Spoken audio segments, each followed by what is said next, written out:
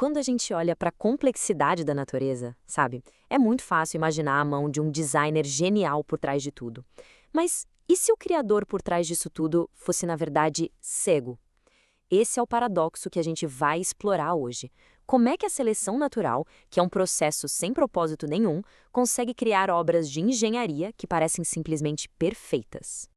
E essa citação resume a ideia do relojoeiro cego de forma brilhante. Imagina só, ele constrói um relógio absurdamente complexo, mas não faz a menor ideia do que está fazendo, ele não tem um objetivo final. É um processo que cria design sem ter um designer.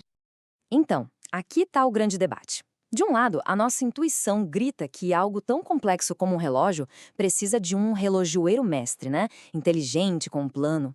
Do outro lado, a biologia mostra um processo totalmente diferente. O relojoeiro cego, que vai construindo essa complexidade peça por peça, ao longo de milhões de anos, sem plano nenhum. Beleza, então nosso roteiro vai ser o seguinte. Primeiro, vamos entender melhor esse paradoxo do design. Depois, vamos encarar um desafio de engenharia real. Como enxergar no escuro. Aí a gente vai ver a solução brilhante da natureza para isso. E, por fim, vamos entender por que essa solução desafia tanto a nossa intuição. Vamos começar pela primeira parte, o paradoxo do design. Antes de a gente poder apreciar a solução, a gente precisa entender bem o problema. O que exatamente significa bom design quando a gente está falando de biologia? Basicamente, um bom design biológico é uma solução elegante para um problema. E olha, poucas soluções na natureza são tão elegantes e tão inesperadas quanto a forma que os morcegos encontraram para resolver o problema de navegar na escuridão total. Seu incrível sistema de sonar. Ok, parte 2. Enxergar no escuro. Para entender a genialidade da solução, primeiro a gente precisa dar o devido valor à dificuldade do problema. Tenta imaginar a situação de um animal noturno, milhões de anos atrás, enfrentando um desafio básico para sobreviver. A pergunta parece simples, né? Mas a resposta não tem nada de óbvia. Como é que se navega, se caça e se desvia de obstáculos numa escuridão absoluta?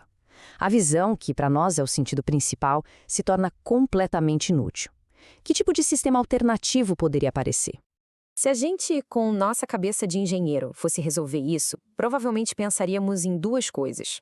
A primeira, criar luz, tipo uma lanterna biológica, mas isso gasta uma energia danada. A segunda, usar ecos passivos, ou seja, ouvir os sons que já existem no ambiente. Pessoas cegas fazem isso de um jeito impressionante. Mas a evolução, ela seguiu por um terceiro caminho, muito mais ativo e preciso. E aqui que a gente chega na parte 3, ecolocalização brilhante. A resposta da natureza não foi passiva, foi criar ativamente o seu próprio sistema de percepção. Uma tecnologia que nós, humanos, só começaríamos a pensar em desenvolver dezenas de milhões de anos depois. Para pensar nisso por um segundo. Enquanto os seres humanos desenvolviam o sonar e o radar como tecnologia de ponta lá na Segunda Guerra Mundial, os morcegos já eram mestres nisso há eras geológicas. É impressionante. E quem desvendou esse mistério todo foi o zoólogo Donald Griffin, que deu o nome de ecolocalização. O conceito é de tirar o fôlego. É literalmente a capacidade de construir uma imagem do mundo usando nada mais do que o reflexo do som. Beleza, agora vamos para a parte 4 e mergulhar fundo para ver o quão sofisticado esse sistema é de verdade. Não é só emitir um som e ouvir o eco, não. A engenharia por trás disso é algo de outro mundo, resolvendo vários problemas de uma vez só. Para começar, é bom saber que não existe só um tipo de sonar de morcego. Alguns, como o morcego frugívoro roucetus, usam os estalos com a língua que a gente consegue até ouvir. Mas os micromorcegos, eles levaram isso para outro nível. Eles usam ultrassom de altíssima frequência que transformam eles em verdadeiras ecomáquinas. E olha só que interessante esse gráfico, que mostra como o sistema é dinâmico. Num voo normal, de boa, um morcego emite uns 10 pulsos por segundo. Mas quando ele está chegando perto de uma presa, essa taxa dispara para até 200 pulsos por segundo. É como se ele aumentasse a taxa de quadros de uma câmera para ter uma imagem em altíssima definição, bem na hora que mais importa. Isso cria um problema técnico fascinante. Pensa bem, para ter um eco de volta, o grito inicial tem que ser absurdamente alto. Mas para detectar esse eco que é super fraco, os ouvidos precisam ser incrivelmente sensíveis. Como é que o bicho consegue gritar e ouvir um sussurro quase ao mesmo tempo, sem ficar surdo? A solução da natureza para isso é simplesmente genial. É um interruptor biológico. músculos minúsculos no ouvido médio se contraem e literalmente desconectam o tímpano dos nervos auditivos uma fração de segundo antes do grito. Logo depois, eles relaxam na hora para ligar o ouvido de novo a tempo de pegar o eco. É a mesma solução que os engenheiros de radar inventaram milhões de anos mais tarde.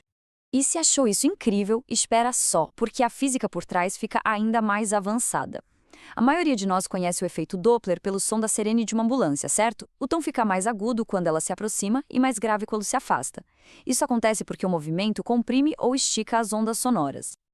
Então, os morcegos, eles não só usam o efeito Doppler, eles são mestres nisso. Eles usam essa mudança de frequência no eco para calcular a velocidade exata de um inseto. E o mais inacreditável de tudo, eles ficam ajustando o tom dos próprios gritos o tempo todo para garantir que o eco que volta chegue exatamente na frequência em que a audição deles é mais afiada. É uma otimização em tempo real de um nível impressionante. E agora a gente chega na última parte. Depois de ver toda essa engenharia de precisão, o interruptor biológico, os cálculos Doppler em tempo real, a reação mais natural é ficar de queixo caído. E para muita gente vem a descrença. Como algo tão perfeito poderia não ter sido projetado? E isso nos traz de volta ao nosso paradoxo inicial. Esse sentimento tem até um nome, sabe? É o argumento da incredulidade pessoal.